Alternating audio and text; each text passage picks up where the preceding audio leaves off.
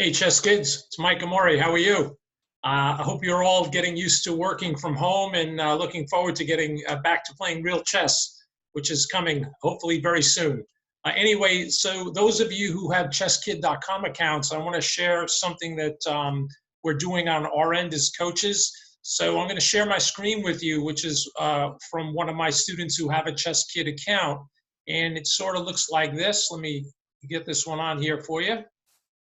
And hopefully you see a nice big homepage of chesskid.com. So having gone over some of the features already with everybody, I want to point one thing out, that whenever you click play, you're going to get something that says a leaderboard or your slow games. I want you to pay attention to where it says here recent games. So the account that I'm using now, you can see that this player who's got a cool name, Opal Fun Walrus. So the accounts that come through us either have WCA at the end, or occasionally they have these computer names, which are pretty cool.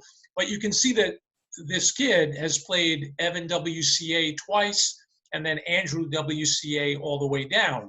So as coaches, we can actually see the games that the students are playing, and we can download them to go over them. That's the whole idea, is to go over your games and get really good from doing that.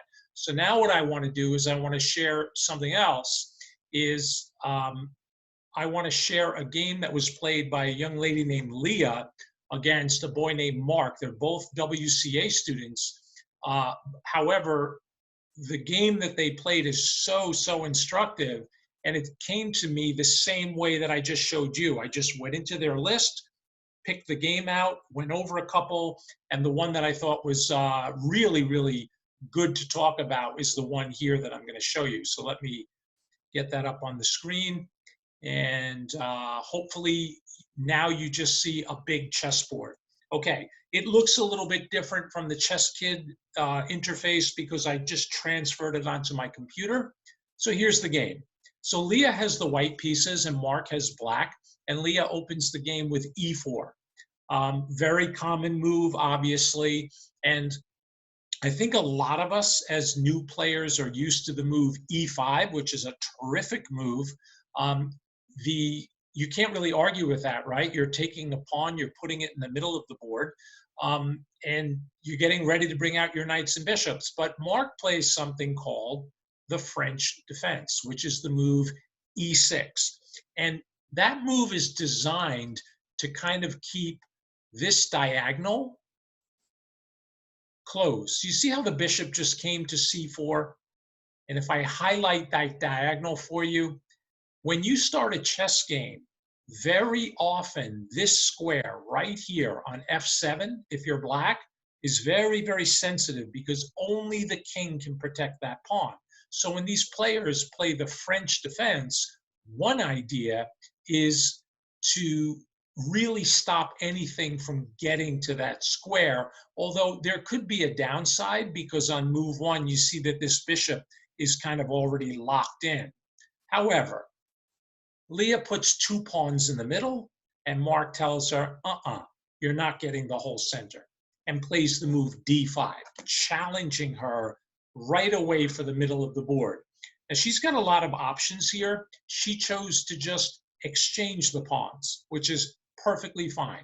So he takes back with the pawn, and then she simply develops the knight to c3. So remember everything that you've learned in the school programs. At the beginning of the game, it's important to get the knights and bishops out, and most of the time, you're going to castle your king. So if you're watching this video, I assume you know how to do all of those things already.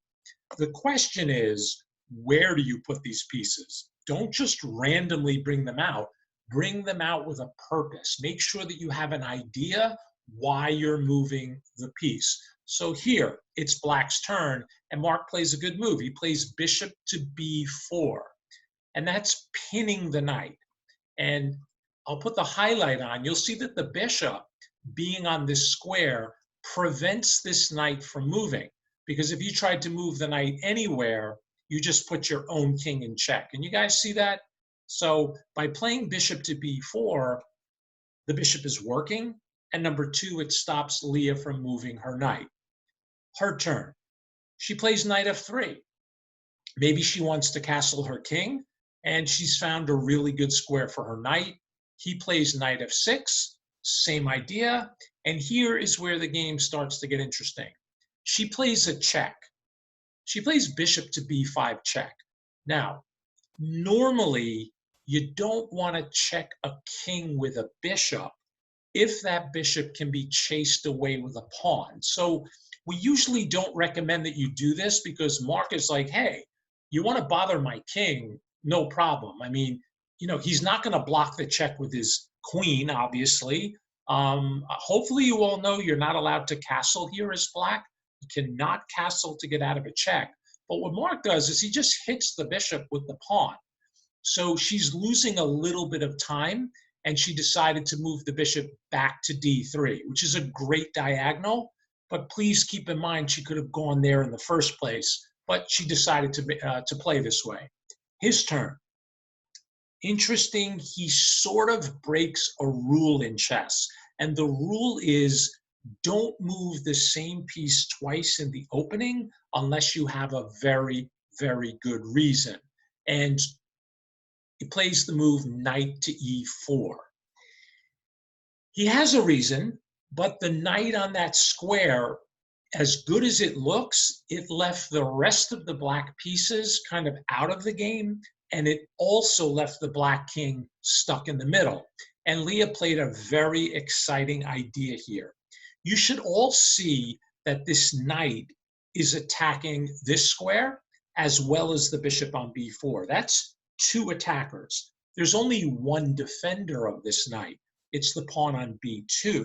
So if I take his move back, what most likely would happen if a couple of masters were playing this game is you might see them both castle. And that's kind of to avoid complications with your king stuck in the middle. But Mark is ready to really mix it up with her. And he puts the knight in on e4, and he's telling Leah, look, I'm attacking that knight twice, so you better do something about it.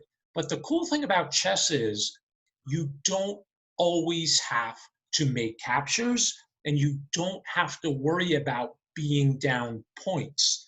Now, we say pawns are worth 1 point. If you remember from school, knights and bishops are worth 3, rooks are worth 5, and the queen, do you remember? Yeah, she's 9. But you don't win a chess game by collecting the most points. You only win by checkmating the king, which means sometimes you can give away points in order to get something else in return. And I'll explain that exactly what I mean in 1 second, because Leah does not defend her knight. Instead, she simply castles. Now, Mark is thinking, okay, thank you very much for a pawn. He takes her knight. She naturally takes back. The bishop takes the pawn, attacking the rook in the corner, and the rook moves to b1. Okay, let's do a little bit of math. Leah is down 1 pawn, or we could say 1 point. But remember what I said earlier. We're not in a math contest here. We're playing chess. Does Leah have anything in return for the pawn that she's missing? Turns out she does. Number 1, let me put some highlights on. You see that open file that the rook is on? And if you don't know that term, all the vertical lines or the letter lines are called files, and all the horizontal lines are called ranks. So do you see how the rook on b1 could move anywhere on that file? That rook is very powerful now. If it's in the corner where it was before it got attacked, it's not doing a whole lot, is it? So when she moved it out of danger, please remember that that rook is now more powerful. That's worth something. Here's something else. Do you know why I highlighted all of those black pieces? Look at them. All of Mark's power pieces are on the top of the board. They're not doing anything except for this bishop down here on c3. So in the position, it's really kind of equal.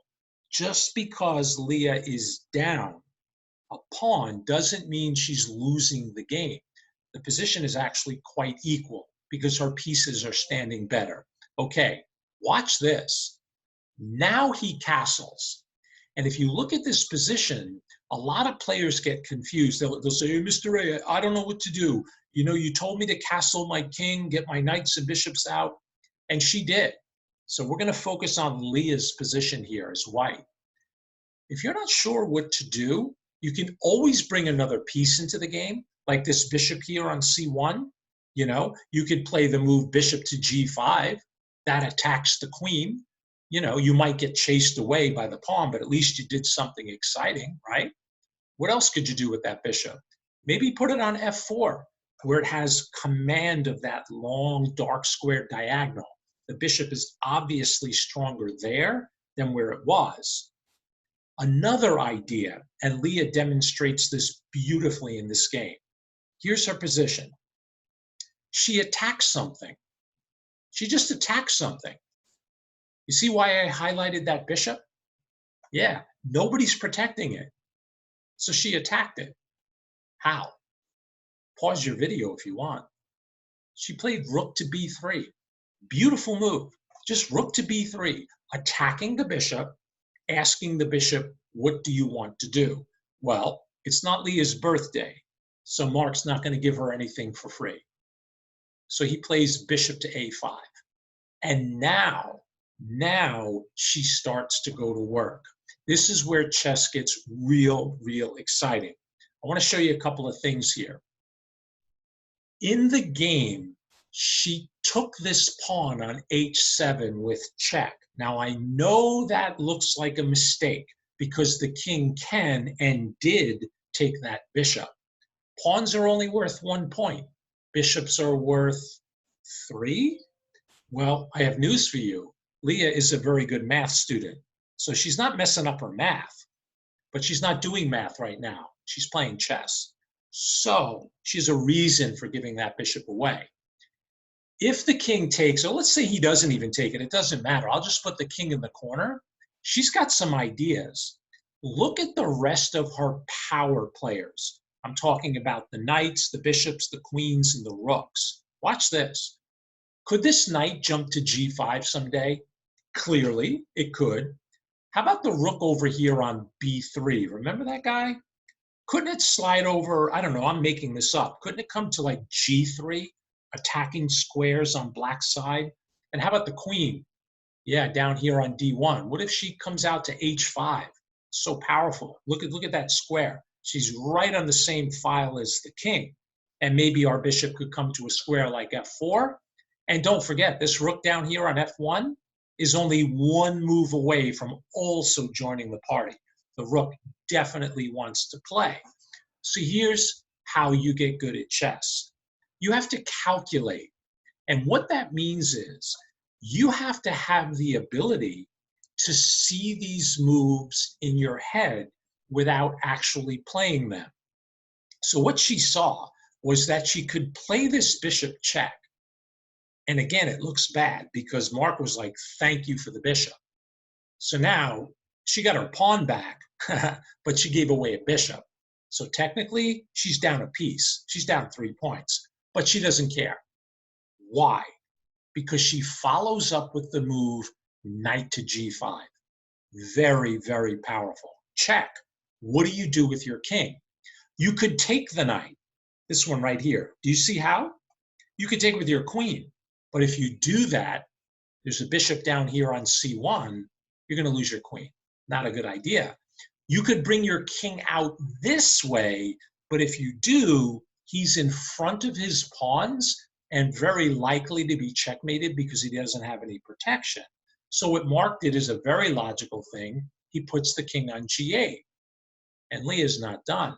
She's like, okay, man, you took my bishop and you got your king back to safety, but now you have to deal with my queen.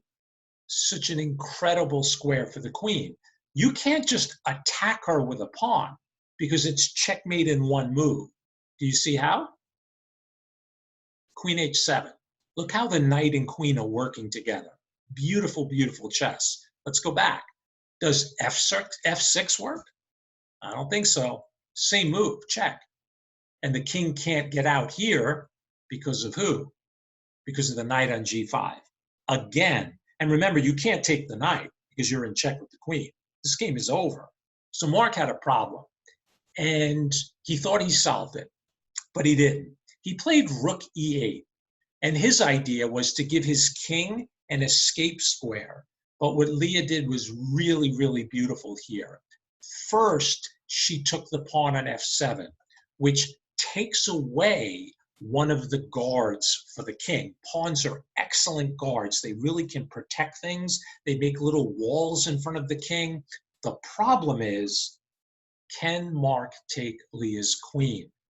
The answer is no, because the knight on g5 is protecting it. So what does he do? He has to get out of check. Only one move. He plays king h8. And when he does, now queen h5. Check. The queen returns to h5 after winning this pawn. The king went to g8. Queen h7 check. King f8.